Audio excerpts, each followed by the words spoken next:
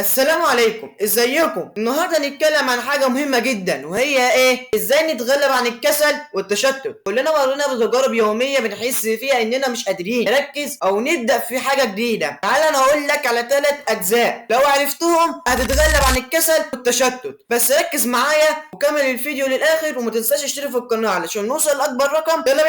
يلا بينا نبدا.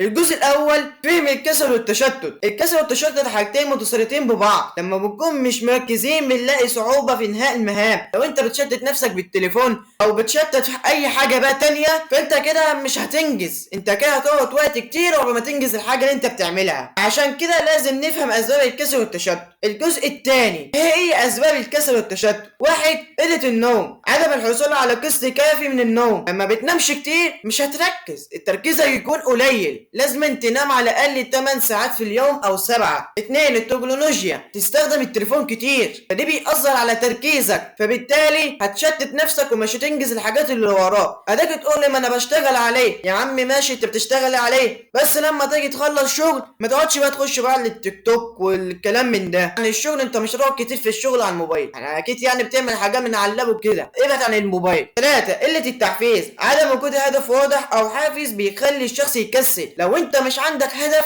ومش عندك حاجه واضحه هتكسل ومش هتعرف تعمل اي حاجه. فلازم أن تحط هدف وتحط خطط وتمشي عليه. ولازم الانضباط، يعني كل يوم لازم تعمل حاجه اللي انت تكتبها. كل يوم اكتب في الورقه انت هتعمل ايه بالظبط في يومك. الجزء الثالث، حلول التغلب على الكسل والتشتت. تنظيم الوقت، استخدم جدول زمنيه وتحديد اوقات للعمل والراحه. 25 دقيقه شغل و5 دقايق راحه. خد نفسك. مش بقول لك كده تقعد لي ربع ساعه على ساعه بقى على الموبايل، لا، ابعد عن الموبايل خالص وانت بتشتغل. لو انت بتشتغل على الموبايل فشغل وبس، يعني ما تخشش على تيك توك ولا تخش على اي حاجات من دي، ان هيضيع وقتك على ليله فايده ومش تستفاد. 2، تجنب المتشتتات، تحديد فترات زمنيه بدون استخدام الموبايل او مواقع التواصل الاجتماعي. ابعد عن الموبايل زي ما قلنا، وابعد عن التواصل الاجتماعي.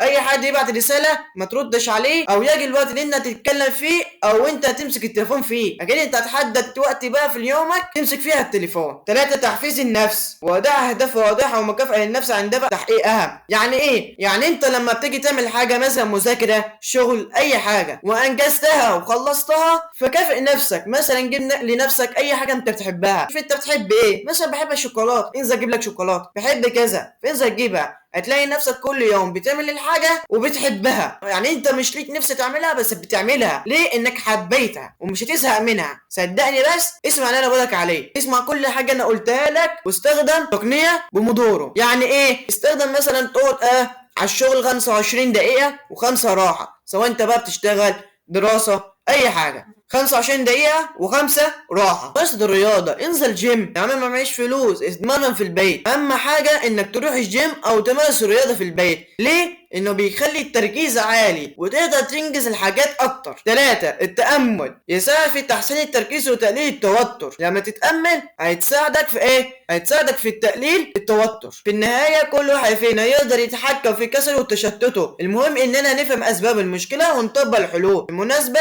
لينا. زي ما قلنا، ابعد عن المشتتات. زي ايه؟ زي التليفون، زي الاجتماع. مش مهم انك تقعد كل شوية مع اهلك، لا، ابعد بقى. يعني خلي كل يوم اقعد مثلا نص ساعة ربع ساعة مع اهلك. واكيد انت اصلا ما بتقعدش مع اهلك، تمام؟ الا فوفا. فالمهم ابعد عن الموبايل والكلام الفاضي اللي ملهوش معنى، وحط قدامك هدف. يعني مثلا انت في الدراسة عايز اطلع اخش حسابات ومعلومات، حط خطط وامشي عليها. اهم حاجة تمشي عليها. هتلاقي في الاول حاجات صعبة بس بعد كده هتنجز. يعني بعد كده هتنجز، مش هتقف ولا كده. بعد كده هتنجز والدنيا هتظبط معاك، وساعتها هتكون مبسوط ومعاك فلوس وتقدر تعمل اللي انت عايزه. لو عجبكم الفيديو متنساش تشترك في القناة علشان نوصل لأكبر رقم. والسلام عليكم ورحمة الله وبركاته.